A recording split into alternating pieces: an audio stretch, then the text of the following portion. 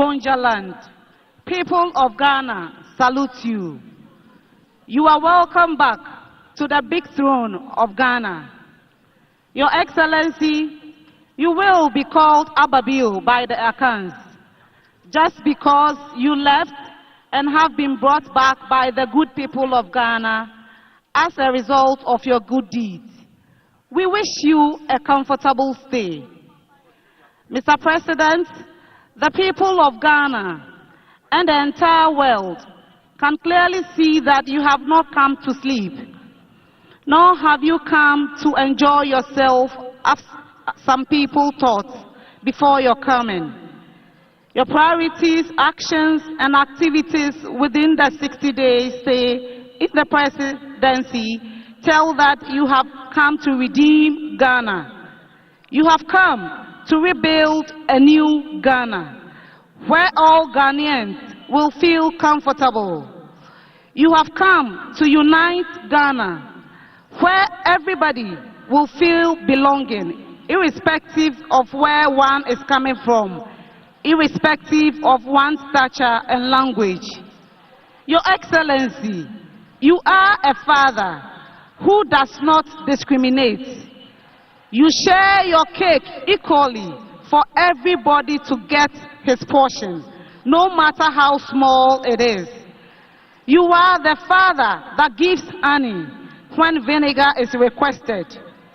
Your Excellency John Dramani Mahama, Ghana looks up to you as the savior. When things got scary and all were running back, when the path became bleak, you stood as hard as iron, chest out, and pushed forward fearlessly as a grandson of Gonja King Jakpa. You fear nothing but only God. Ghana is in your hands. The grandson of King Jakpa, Mr. John Dramani Mahama, respectfully rise, rise, rise. The good people of Ghana are ready, waiting to hear your sweet voice. Thank you. Your Excellencies, distinguished guests, ladies and gentlemen, may I at this juncture respectfully invite the President of the Republic of Ghana and Commander-in-Chief of the Ghana Armed Forces, His Excellency John Dramani Mahama, to deliver the 68th Independence Anniversary Address. Thank you. Kindly be seated. Thank you. Your Excellency, the Vice President of the Republic of Ghana, Professor Jane Nana Opoku-Agyeman, the Right Honorable Speaker of Parliament, Your Ladyship, the Chief Justice, Your Excellency, Chairman of the Council of States and members of the Council of States, Your Excellency, President John Agyekum Kufuor, former President of the Republic of Ghana, Your Excellency, President Nana Addo Dankwa Akufo-Addo, former President of the Republic of Ghana, and our special guest, Your Excellency, President Jakaya Kikwete, former President of the United Republic of Tanzania, Ministers of State, Honorable Members of Parliament, Nime, Name, our traditional rulers, religious leaders, our service chiefs, our troops, school children, distinguished guests, ladies and gentlemen, friends of the media, and good people of Ghana. I wish you all a happy Independence Anniversary. 10 years ago, during the 58th Independence Anniversary, we implemented reforms to the annual Independence Day Parade.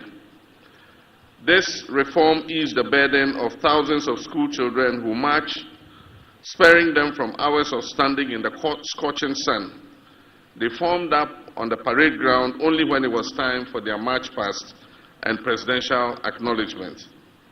A few years ago, the previous administration also implemented reforms, deciding to rotate the hosting of Independence Day celebrations among the regions of our country. This initiative was intended to bring the celebration closer to all our people. Unfortunately, this year we are constrained not only to interrupt the celebration's rotation amongst the regions, but also to hold it on a scaled-down version here at the forecourt of the presidency instead of the traditional Black Star Square. This is necessary considering the economic crisis our nation is currently experiencing. Large-scale celebrations often come with significant logistical, security, and infrastructure costs, which strain the national budget. By reducing the scale of the event, we wish to demonstrate a commitment to fiscal responsibility and the efficient use of our limited resources. Fiscal prudence has become imperative for navigating the severe economic crisis that has recently confronted our country. The state spent 15 million Ghana cedis on last year's celebration in Koforidua and spent 13.7 million cedis on the previous year's celebration in Ho, in the Volta region. This year, we received estimates of at least 20 million Ghana cedis for holding the event at the Independence Square on the same scale as the previous years. In a year when we are calling on all to sacrifice, including workers who have graciously accepted a base pay adjustment far below the rate of inflation, it is unconscionable to spend that kind of money on a few hours of celebration. Today's event would save us 95% of the estimated cost of the event. Nonetheless, this scaled-down celebration does not diminish the importance and significance of this occasion in any way. Ghana's independence is the single most important event in our history, as it sets out us on the path of nationhood. It is even more significant because it lit the flame of independence in sub-Saharan Africa by inspiring other countries yoked to colonial exploitation to seek independence and self-determination. This day must therefore always be commemorated, but when reality calls for a different approach, we must heed it and act accordingly. Moreover, hosting the celebration here at the presidency preserves the symbolic essence of Independence Day while demystifying the seats of government. Fellow compatriots, Independence Day celebrations serve as an opportunity for us to remember our nation's struggle for freedom and to honor the sacrifices of our forebears who led that struggle for self-rule. It reinforces our national identity, our unity and patriotism, while offering a moment for reflection on our progress and the challenges ahead. It presents an opportunity for us to recount our history, picking the lessons it teaches and thereby forging a new path for progress and development. Osajifo Dr. Kwame Nkrumah, the founder of our nation, envisioned an industrialized, self-reliant Ghana, whose citizens have the highest standard of economic life and the greatest sense of self-esteem rooted in patriotism and Pan-African unity. But on February 24, 1966, a joint military and police coup d'etat shattered that dream, plunging Ghana into decades of instability and military takeovers. The verdict of history is now loud and clear.